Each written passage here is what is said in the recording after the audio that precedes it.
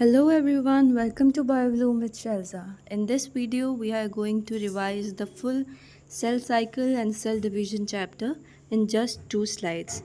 So if you are preparing for your exam and want a quick revision, so this video is for you. So let's get started. So इस chapter में हम समझेंगे कि cell क्या क्या cycles perform करता है to prepare itself for the cell division और किस तरीके से सेल डिवीजन भी होती है. All sexually reproducing organisms start their life as a single cell called as zygote. तो आप सब कहाँ से शुरू हुए हैं, कहाँ से बने हैं? एक सिंगल सेल से ही हमारी स्टार्टिंग जो है वो हुई है. एक सिंगल सेल नहीं आगे चल चल के और सारे सेल्स बनाए और आज हम million and trillions of cells लेकर बैठे हैं. ग्रोथ और रिप्रोडक्शन जो है वो करेक्टरिस्टिक्स हैं एक सेल की ऑफ एन लिविंग ऑर्गेनिज्म. अगर एक ऑर्गेनिज्म लिविंग क्यों है? क्योंकि उसके अंदर सेल है और जो सेल है उसका करेक्टरिस्टिक फीचर है ग्रोथ करना और रिप्रोडक्शन करना.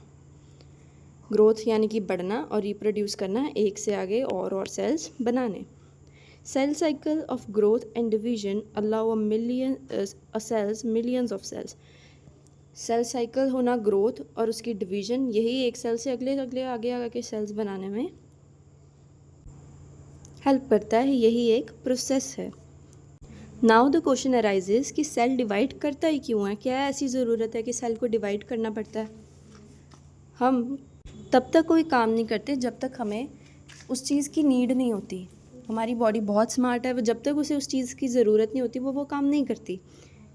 तो होता क्या है, जैसे जैसे सेल ग्रो करता है उसमें साइटोप्लाज्मिक ग्रोथ होती है. यानी कि छोटा सेल है, फिर उसका साइटोप्लाज्म और बड़ा होगा, ऐसे बढ़ता जाएगा बढ़ता जाएगा बढ़ता जाएगा और बड़ा होता जाएगा. ये एक कॉन्टीन्यूअस प्रोसेस है. इस वजह से क्या होता है, डिस्टर्बेंस हो जाती है इन न्यूक्लियोसाइटोप्लाज्मिक रेशियो. यानी कि न्यूक्लियोसाइटोप्लाज्मिक रेशियो क्या, न्यूक्लियस इज टू साइटोप्लाज्म की रेशियो डिस्टर्ब हो जाती है. कि न्यूक्लियस तो उतना का उतना ही रह गया छुटकू सा, और जो साइटोप्लाज्म है वो बढ़ता है और एक्सटेंड होता चला गया, इसलिए सेल भी जो है वो और स्ट्रेच होता चला गया, इसलिए वो बड़ा हो गया. अब क्या हो गया, जो न्यूक्लियस है वो इतने बड़े सेल के ऊपर कमांड नहीं कर पा रहा, इसलिए जो छोटा सा न्यूक्लियस रह जाता है वो पूरे के पूरे सेल पे कमांड नहीं कर पाता. तो पता चल जाता है कि अब सेल डिवीज़न की बारी आ चुकी है, तो सेल डिवीज़न करनी ज़रूरी हो जाती है. नेक्स्ट है कि सेल साइकिल में काफ़ी सारे प्रोसेसेस होते हैं, जैसे कि सेल ऑर्गेनेली को डुप्लीकेट करवाना, डीएनए रेप्लिकेट करवाना, सेल की ग्रोथ करवाना और एंड में सेल को डिवाइड करा देना. ये स्टेप्स जो हैं ये हाईली कोऑर्डिनेटेड होते हैं और जेनेटिकली कंट्रोल्ड होते हैं. हाईली कोऑर्डिनेटेड होते हैं और जेनेटिकली कंट्रोल्ड होते हैं. इसको कंट्रोल करता है साइक्लिन्स एंड CDKs. ये एक प्रॉपर चेक रखते हैं ड्यूरिंग द सेल डिवीजन. अब कौन सा सेल कितनी ड्यूरेशन लेता है सेल साइकिल की, मतलब कितनी जल्दी वो डिवाइड कर लेता है? तो ईकोलाई जो है वो 20 मिनट में डिवाइड कर लेता है, वहीं यीस्ट 90 मिनट्स लेता है. ह्यूमन सेल जो है, for example human cheek cell ज़्यादातर लेते हैं तो वो 24 आवर्स लगाता है. हार्ट सेल ले लो या फिर न्यूरॉन्स ले लो, तो ये डिवाइड ही नहीं करते हैं. ये एट द एम्ब्रियोनिक स्टेज जितने बन गए उतने ही रहते हैं, और टिल जैसे जैसे जो इंसान है वो बड़ा होता जाता है, ये कम ही हो सकते हैं नंबर में, ये बढ़ते नहीं हैं. ये बेसिकली जी नॉट फेज़ में चले जाते हैं, G0 फेज़ भी कहते हैं इसे. जब हम सेल साइकिल पढ़ेंगे तो इसके बारे में पढ़ेंगे कि G0 फेज़ क्या होता है. लाइनिंग ऑफ स्टमक, जो लाइनिंग ऑफ स्टमक है आपकी, ये 3 to 4 डेज़ के अंदर हमेशा चेंज होती है. Now let's study cell cycle. Cell cycle क्या है, इसमें 2 फेजेस आते हैं, that is M phase and interphase. M phase जो होता है उसमें आगे फर्दर सेल डिवीजन होती है, और जो इंटरफेज़ होता है इसे हम कहते हैं रेस्टिंग फेज़ या फिर प्रेपरेटरी फेज़. बेसिकली ये प्रेपरेटरी फेज़ ही होता है, क्योंकि इसी दौरान सारे के सारे सेल्स जो हैं वो ग्रो करते हैं, सारे की सारी जो सेल ऑर्गेनेलीज हैं वो डुप्लीकेट करती हैं, डीएनए कंटेंट जो है वो डबल हो जाता है. तो सारी की सारी प्रेपरेशन, सेल को प्रिपेयर करने का काम फॉर द सेल डिवीज़न वो इसी फेज़ में हो रहा होता है. एम फेज़ में क्या होता है, सिर्फ सेल डिवीज़न का प्रोसेस होता है. और 95% ऑफ द टाइम जो है सेल इंटरफेज ही कर रहा होता है। सिर्फ 5% में वो क्या कर लेता है, मेटाफेज कर लेता है। सिमिलरली जैसे फॉर एग्जांपल कोई बोर्ड्स के लिए तैयारी कर रहा है या किसी भी एग्ज़ाम के लिए तैयारी कर रहा है, तो पूरे साल उसका क्या चल रहा है, प्रेपरेटरी फेज़ चल रहा है, और वहीं वो एक दिन डिसाइड करता है आपका पूरी साल की मेहनत, तो वो एम फेज़ हो गया। तो जल्दी से समझ लेते हैं सेल साइकिल को। सबसे पहले आता है इंटरफेज़ में, सबसे पहले आता है G1 phase, S phase and G2 phase. G stand for gap 1 and gap 2। G1 phase में क्या होता है, सेल जो है वो ग्रो करता है। मोस्ट ऑर्गेनेलीज, ऑल नहीं लिखा, मोस्ट लिखा है, काफ़ी सारी ऑर्गेनेलीज जो हैं वो डुप्लीकेट करती हैं। RNA, amino acid, protein synthesis होता है और ATP भी सिंथेसाइज की जाती है। क्योंकि कोई भी काम करना है तो उससे पहले क्या चाहिए, एनर्जी चाहिए। तो सेल को एनर्जी प्रोवाइड करोगे तो वो आगे काम कर पाएगा। तो ATP भी जो है वो G1 फेज़ में ही प्रोड्यूस हो जाता है। S फेज़ में क्या होता है, हिस्टोन फॉर्मेशन होती है। हिस्टोन ऑक्टामर होता है ना, DNA की पैकेजिंग के लिए हिस्टोन्स प्रोटीन लगते हैं ऐसे करके साथ में। DNA कंटेंट जो है वो डबल हो जाता है। नंबर ऑफ़ क्रोमोसोम्स जो हैं वो सेम रहते हैं। DNA का कंटेंट आगे डबल हो जाता है, इस तरीके से डबल हो जाता है, पर क्रोमोसोम अगर एक है तो वो एक ही रहता है, उसके अंदर जो DNA है वो डबल हो जाता है। उसके बाद आता है G2 फेज़, और जो बची हुई ऑर्गेनेलीज थी, क्योंकि ऊपर हमने क्या पढ़ा था, G1 फेज़ में मोस्ट ऑर्गेनेलीज डुप्लीकेट करती थी, तो बची कुची जो हैं जैसे कि माइटोकॉन्ड्रिया, क्लोरोप्लास्ट, ये सारे इस फेज़ में G2 फेज़ में डुप्लीकेट होती हैं। RNA, amino acid, proteins like tubulin are made. अब RNA, अमीनो एसिड्स, ये सारे प्रोटीन्स जो हैं वो बन जाते हैं, प्रॉपरली बन जाते हैं। पहले सिंथेसाइज होने शुरू हुए थे, यहाँ पर प्रॉपरली बन जाते हैं। तो G1 हो गया सेल को ग्रो कराने के लिए, S फेज़ हो गया DNA को रेप्लिकेट कराने के लिए, और G2 हो गया for the final preparation for the mitosis. जैसे जैसे एग्ज़ाम पास आता है तो और ज़्यादा हाई लेवल पे प्रेपरेशन चली जाती है, तो इसलिए ये लास्ट फेज़ है for the cell division, for the upcoming mitosis. तो इसमें जो बचा कुचा आखिरी टाइम की तैयारी वो सारी इसमें हो जाती है। उसके बाद आ जाता है एम फेज़। एम फेज़ अब याद करेंगे PMAT से, P for prophase, M for metaphase, A for anaphase and T for telophase. PMAT ये सारे हैं सेल डिवीज़न के लिए, कि यहाँ पे सेल प्रॉपरली डिवाइड करना शुरू कर देता है। और उसके बाद आता है साइटोकाइनेसिस। साइटोकाइनेसिस में जो सेल जो है वो प्रॉपरली 2 डॉटर सेल्स में बनकर तैयार हो जाता है। अब जो इंटैक्ट जीनोम है, जो जेनेटिक मटेरियल है, is equal to the parent cell giving to the both daughter cell, this is called as equational division। आपने सुना है कि जो माइटोसिस है वो इक्वेशनल डिवीजन है, यानी कि जितने नंबर ऑफ क्रोमोसोम्स जितना जेनेटिक मटेरियल पेरेंट में है उतना ही जो डॉटर न्यूक्लियाई होंगे उनमें होगा। तो जो नोट दिया है उसे भी जल्दी से देख लेते हैं कि इंटरफेस क्या है। इंटरफेस ऐसा फेस है between 2 successive M phase. For example, पहले इंटरफेस होगा, फिर एम फेज होगा, फिर इंटरफेस होगा, फिर एम फेज होगा। तो इंटरफेस क्या हो गया, 2 एम फेज के बीच में होने वाला फेज हो गया। उसके बाद आता है माइटोसिस के बारे में पढ़ते हैं। Early prophase. तो अर्ली प्रोफेज में क्या होता है, जो DNA होता है, जो जेनेटिक मटेरियल होता है वो एकदम ऐसे फ्रीली पड़ा होता है, टेंगल्ड पड़ा होता है। तो इस फेज़ में, अर्ली प्रोफेज में क्या होता है, इनिशिएशन होती है ऑफ DNA कंडेंसेशन। DNA जो है वो स्टार्ट होता है कंडेंस होना। सेंट्रोजोम्स जो हैं, ये सेंट्रोजोम्स हैं, ये स्टार्ट कर देते हैं to move towards the opposite poles. उसके बाद आ जाता है लेट प्रोफेज। तो लेट प्रोफेज में क्या हो जाता है, न्यूक्लियोलस, ER यानी कि endoplasmic reticulum, Golgi complex, nuclear envelope disappear होने स्टार्ट हो जाते हैं। Some condensation is seen, chromosomes जो हैं वो अनटेंगल होने स्टार्ट हो जाते हैं। वहाँ पे टेंगल्ड पोजीशन में थे, यहाँ पे अनटेंगल होना स्टार्ट हो जाते हैं। उसके बाद आता है मेटाफेज। तो मेटाफेज जो है यहाँ पर आपको प्रॉपर जो है कंडेंस्ड क्रोमेटिन फाइबर्स जो कि क्रोमोसोम में कन्वर्ट हो गई होती हैं वो देखने को मिलती है। स्पिंडल फाइबर्स जो हैं वो आ जाते हैं बाहर को, और यहाँ पर जो क्रोमोसोम्स है वो एक इक्वेटोरियल प्लेट पे अलाइन हो जाते हैं, जिसे कि मेटाफिजिक प्लेट भी कहते हैं। और यही वो स्टेज है जिसमें आप सबसे बढ़िया तरीके से, और यही बेस्ट स्टेज है जिसमें आप एक क्रोमोसोम की मॉर्फोलॉजी देख सकते हैं।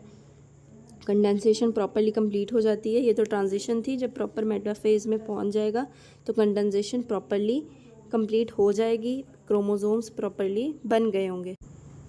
ये देखिए क्रोमोसोम्स जो हैं वो अलाइन हो गए हैं मेटाफिजिक प्लेट, यानी कि इसे इक्वेटोरियल प्लेट भी कहते हैं। उसके बाद क्या हुआ, क्रोमोसोम्स जो है वो स्प्लिट हो गए। हुआ क्या कि ये जो स्पिंडल फाइबर्स है इन्होंने क्रोमोसोम्स के काइनेटोकोर पे जाके चिपकी और उन्हें पुल किया टुवर्ड्स ऑपोजिट एंड्स। तो जो क्रोमोसोम्स थे वो स्प्लिट हो गए और खींचने शुरू हो गए towards the opposite ends of the cell. Centromere split हो गए, सिस्टर क्रोमेटिड्स जो हैं वो सेपरेट हो गई। ये सिस्टर ऐसे होती है ना सिस्टर क्रोमेटिड्स, तो सिस्टर क्रोमेटिड्स जो हैं वो सेपरेट हो गई। Trail behind the chromosome faces the centriole. Tail जो है वो पिछली साइड पे चलेगी, जैसे इधर से अगर खींचा गया तो टेल जो है वो पीछे रह गई, और सेंट्रियोल का जो फेस है वो टुवर्ड्स द वो सेंट्रोसोम जो है उसका फेस टुवर्ड्स द सेंट्रियोल हो गया।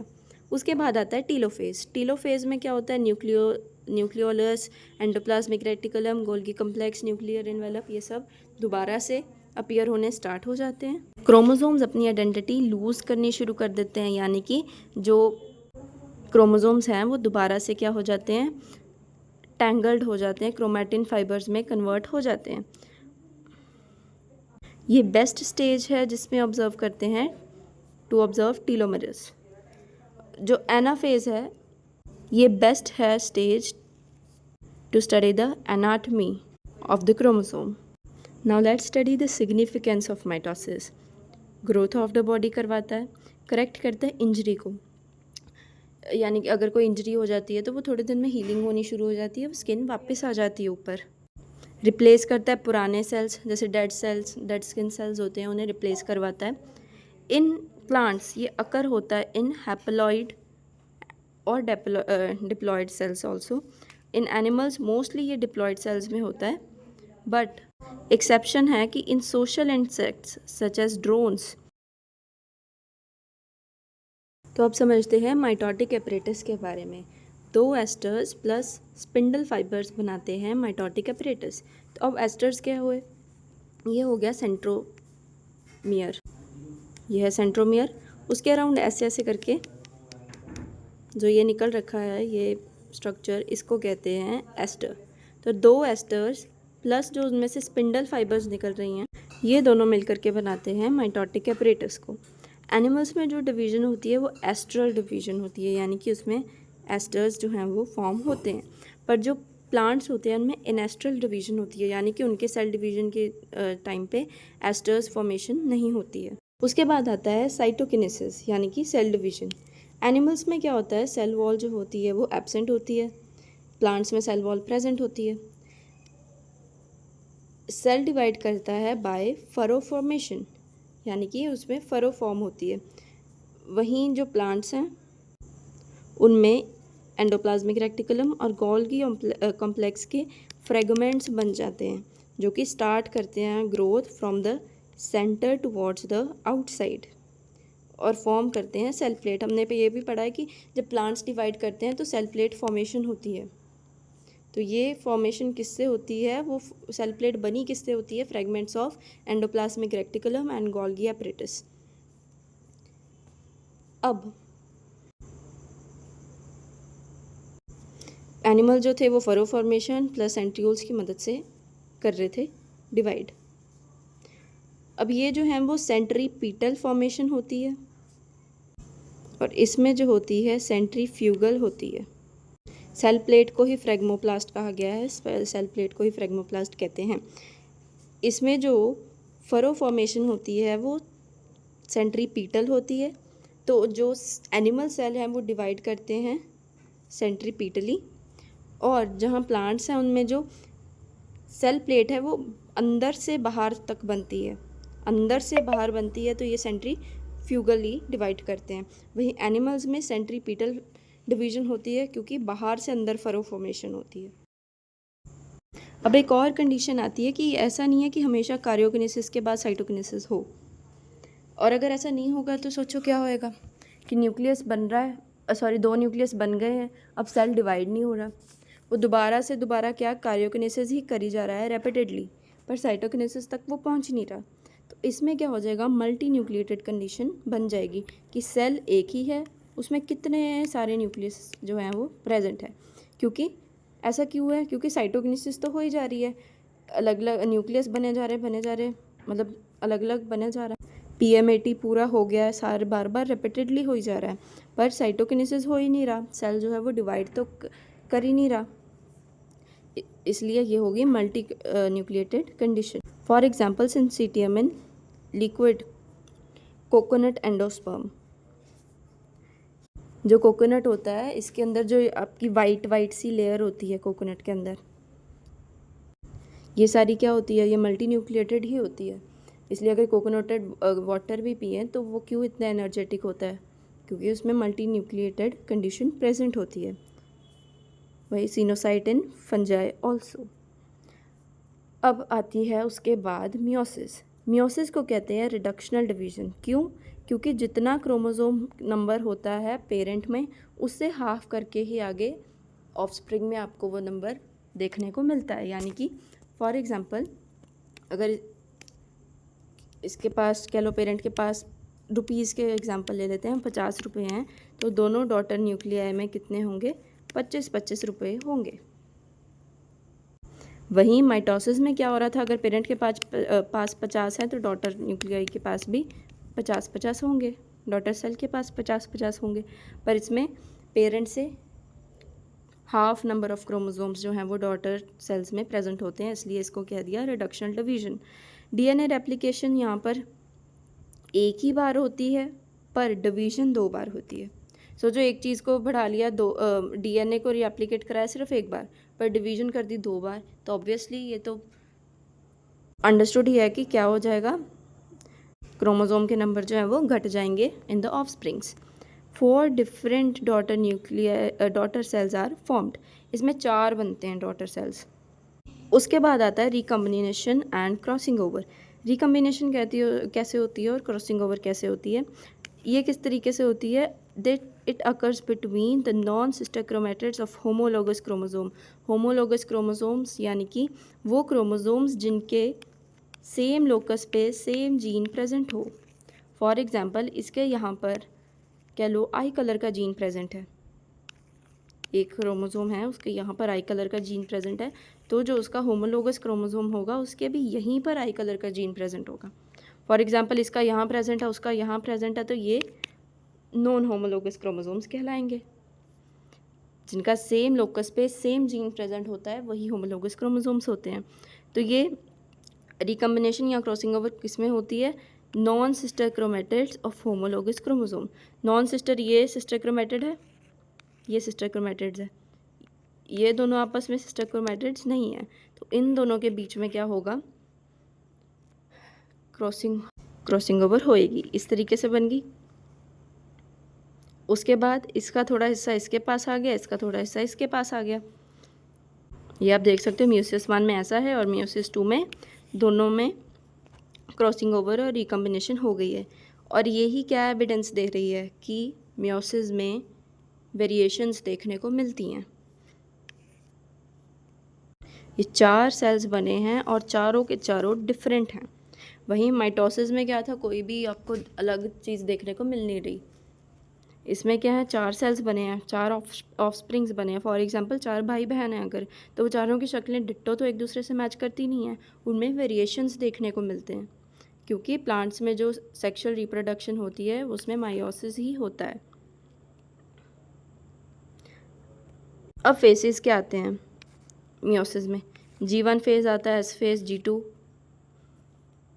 और इसी सब को कहते हैं मियोसिस 1। ये रिडक्शनल डिवीजन होगी। उसके बाद आता है लिपोटीन, ज़ाइगोटीन, पकाइटिन, डिप्लोटीन एंड डायगोनिसिस। फिर आता है मेटाफेज़ 1, मेटाफेज़ 2, टीलोफेज़ 1 एंड साइटोकिनेसिस। ये जो लिपोटीन, ज़ाइगोटीन, पकाइटिन, डिप्लोटीन और डायगोनिसिस हैं, ये प्रोफेज़ के अंदर आते हैं। वहीं जो माइटोसिस था उसमें प्रोफेज़ में ऐसा कोई भी डिवीजन सा देखने को नहीं मिला था। उसके बाद आ जाता है इंटरकाइनेसिस और उसके बाद स्टार्ट होती है मियोसिस 2। मियोसिस 1 जो है वो रिडक्शनल डिवीजन है और मियोसिस 2 जो है उसमें इक्वेशनल डिवीजन देखने को मिलेगी।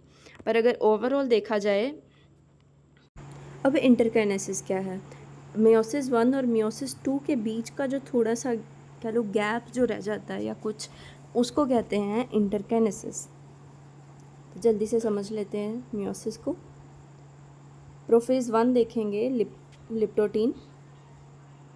इसे समझेंगे याद कैसे करेंगे? इसको याद कर सकते हैं आप, बाय ट्रिक, ला ज़रा पानी दे दे। Leptotene, zygotene, pachytene, diplotene and diakinesis. Leptotene में क्या होते हैं? कंडेंसेशन स्टार्ट हो जाती है क्रोमैटिन मटेरियल की। क्रोमोसोम्स जो हो जाते हैं विजिबल हो जाते हैं under light microscope. Light microscope के अंदर आप देखोगे तो क्रोमोसोम्स दिखने स्टार्ट हो जाते हैं। मूवमेंट स्टार्ट हो जाती है सेंट्रोमियर्स की टुवर्ड्स द पोल्स। ज़ाइगोटीन में क्या होएगा? सिनैप्सेस होती हैं। सिनैप्सेस यानी कि ये दो जो क्रोमोसोम हैं ये एक दूसरे के ऊपर कह लो ओवरलैप कर देते हैं और ग्लू हो जाते हैं वाया अ प्रोटीनेशियस सेक्रीशन। टेट्राड बन जाता है या फिर इसे बाइवेलेंट भी कह सकते हैं। Tetrad is formed. उसके बाद आता है पकाइटिन। पकाइटिन में क्या होती है? क्रॉसिंग ओवर हो जाती है। पकाइटिन का हम यहाँ से समझते हैं, ये ज़्यादा प्रिसाइज डायग्राम जो है। पकाइटिन में क्या होता है? रिकम्बिनेशन हो जाती है, जो कि क्लियरली विजिबल है। ऐसे करके वो ओवरलैप हो रहे हैं, रिकम्बाइन कर रहे हैं। ये एक लंबा फेज़ होता है। उसके बाद आता है डिप्लोटीन। डिप्लोटीन में क्या होता है? चियाज़मेटा फॉर्मेशन होती है और कम्प्लेक्स जो है, यहाँ पर जो कम्प्लेक्स था एक प्रोटीनेशियस कम्प्लेक्स है, वो डिसअपीयर हो जाता है, प्रेजेंट नहीं होता यहाँ पे। इस फेज़ में oocyte जो है वो काफ़ी साल जो है वो बिताता है। एज यू हैव हर्ड कि जो फीमेल्स हैं इनमें oocyte फॉर्मेशन जो होती है वो एम्ब्रियोनिक स्टेज में ही स्टार्ट हो जाती है और वो एक स्टेज पे आकर रुक जाती है। वो डिप्लोटीन में आके रुक जाती है, मियोसिस के डिप्लोटीन स्टेज में आके हॉल्ट हो जाती है। और when she hits the puberty, ये आगे फर्दर प्रोसेसेस सारे के सारे होते हैं। उसके बाद आता है डायकिनेसिस। डायकिनेसिस में क्या हो जाता है? चियाज़मेटा जो है वो टर्मिनाइज हो जाता है, यानी कि जो क्रॉसिंग ओवर यहाँ पे बनी हुई थी वो टर्मिनेट हो जाती है। ये एक हिस्सा, इस क्रोमोसोम का थोड़ा सा हिस्सा उस पर लग गया है, उसका इस पर लग गया है। न्यूक्लियोलस, ERGC, न्यूक्लियस एनवेलप, ये सारे डिसअपेयर हो जाते हैं। उसके बाद आता है मेटाफेज़ 1। मेटाफेज़ 1 में क्या होता है? जैसे कि वहाँ पे इक्वेटोरियल प्लेट में ये तब तक जो सेंट्रोमियर्स है वो ऑपोजिट पोल्स तक रीच हो जाते हैं। एनाफेज़ 1 में क्या होता है कि जो क्रोमोसोम हैं वो सेपरेट हो जाते हैं and they are pulled towards the ends. और उसके बाद हो जाता है टीलोफेज़ 1। टीलोफेज़ 1 में क्या हो जाता है? जो क्रोमोसोम्स होते हैं वो फुली डीकंडेंस नहीं होते। माइटोसिस में हमने पढ़ा था कि वो फुली डिकंडेंस हो जाते हैं, यानी कि क्रोमोसोम्स जो है वो अपनी आइडेंटिटी लूज़ कर देते थे, क्रोमैटिन फाइबर्स में दोबारा से बन जाते थे। पर इनमें क्या होता है? वो फुली डिकंडेंस नहीं होते, वो क्रोमोसोम्स के क्रोमोसोम्स ही रहते हैं, क्रोमैटिन मटेरियल में कन्वर्ट नहीं होते। क्यों? क्योंकि मियोसिस 1 के बाद ही उन्हें मियोसिस 2 में एंटर करना होता है। इसलिए इतनी डबल मेहनत बार बार क्यों करनी? तो इसलिए जो क्रोमोसोम्स हैं वो अपनी आइडेंटिटी लूज़ नहीं करते हैं। और जो आगे फर्दर मियोसिस 2 है वो सेम है माइटोसिस जैसा ही, क्योंकि उसमें हमने पढ़ा था मियोसिस 1 जो होती है वो रिडक्शनल होती है, पर मियोसिस 2 जो होती है वो इक्वेशनल डिवीजन होती है। तो वो सेम होती है माइटोसिस की तरह, बस इसमें दो ऑफस्प्रिंग्स दो बने हैं सेल्स। उसमें क्या हुआ? उसमें स्टार्टिंग ही दो से सेल से होएंगी, अलग अलग होएगा इस तरीके से। जैसे ये सॉरी ये एक सेल है, उसके यहाँ पर कह लो, यहाँ पर यहाँ अलग अलग से अर्ली प्रोफेज चलेगा, फिर लेट प्रोफेज चलेंगे, फिर मेटाफेज होएगा, फिर एनाफेज होएगा, फिर टीलोफेज होएगा, और यहाँ पर भी 2 बन गए होंगे, यहाँ पे भी 2 बन गए होंगे। फिर साइटोकिनेसिस जब होएगा तो 4 डॉटर सेल्स जो हैं वो बन के तैयार हो जाएंगी। So this was a quick revision for the chapter Cell Cycle and Cell Division, class 11th Biology. I hope you understand it well. Thank you so much for watching. Like and subscribe to Why Bloom with Shelza.